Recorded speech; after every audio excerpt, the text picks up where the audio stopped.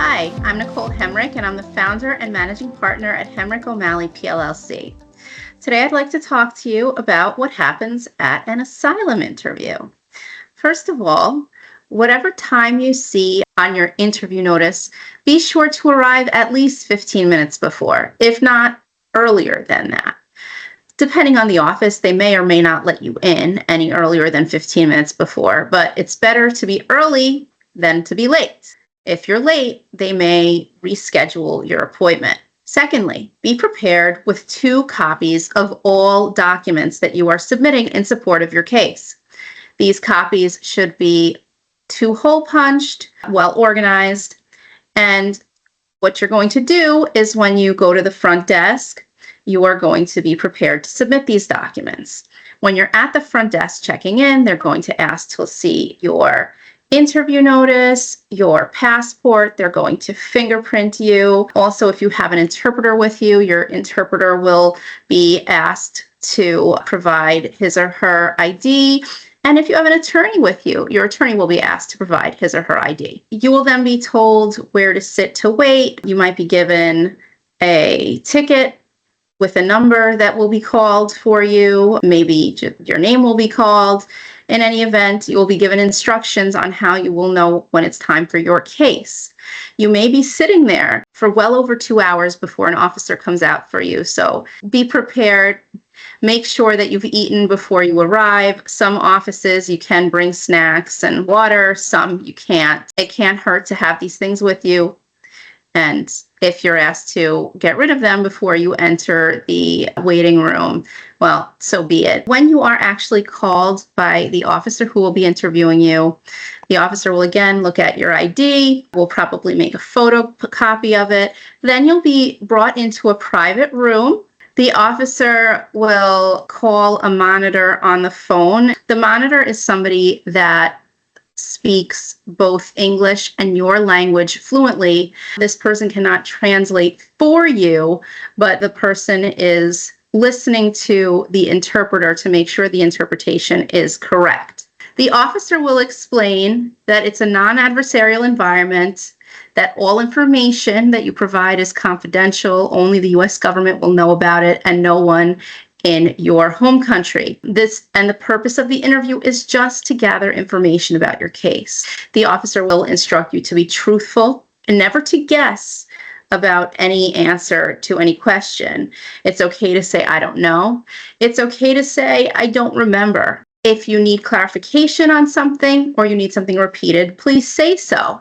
If at any point you need water or you need to take a break to use the restroom, please say so. Also, the officer will instruct you that at the end of the interview, you'll be permitted to ask additional questions or provide any additional information that wasn't discussed during the interview. At some point, you will be placed under oath. This means that you will be asked to stand, raise your right hand, and swear to tell the truth, the whole truth, and nothing but the truth, so help you God, and you'll say, yes, sir, I do. The officer will ask if you had help in preparing your I-589 application. That's your asylum application. The officer will ask if all the information contained therein is true and complete. If it is, say so. If it's not, you can explain what needs to be corrected. The officer will conduct a full review of the application, the I-589 application, to confirm the information there is correct and complete.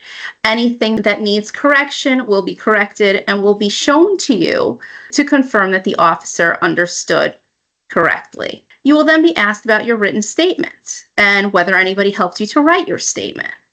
You will be asked if everything there is true and complete. Further, you will be asked about whether you reviewed the documents that were submitted in support of your case and if everything there is true and complete. You will be asked if you ever applied for a U.S. visa, and if so, whether the information contained in your visa application or applications were true and correct. If not, you will explain why the information was incorrect. You may be asked if your parents, or if you're married, if a spouse was ever in the United States before 1991. And then before starting to discuss your claim, the officer will explain that it is best for you to listen closely to the questions and only answer what you're being asked. Don't elaborate beyond the question. For example, if you're asked when something happened, you should be giving a date. You should not start talking about where you were and what happened. The officer will ask follow-up questions as needed to get all of the information.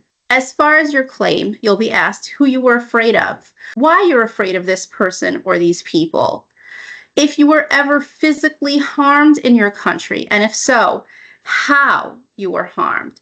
Don't speak in generalities like, I was beaten. You should explain.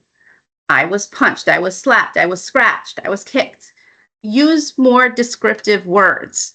You will be asked who harmed you and how many people harmed you. You will be asked whether the person or persons that harmed you said anything as they were harming you. Further, if you were harmed, you may be asked about if you received any medical treatment or hospitalization. You may be asked if you've ever been arrested, and if so, how long you were held, if there were any charges against you, if you ever went to court. Please remember that for asylum, you are trying to prove that you have a well-founded fear of persecution based on your race, religion, national origin, membership in a particular social group, or your political opinion. So you need to be able to describe which of those, or sometimes it's more than one, which of these applies in your case. Simply being harmed, if it's not related to one of those reasons, will not be sufficient for asylum.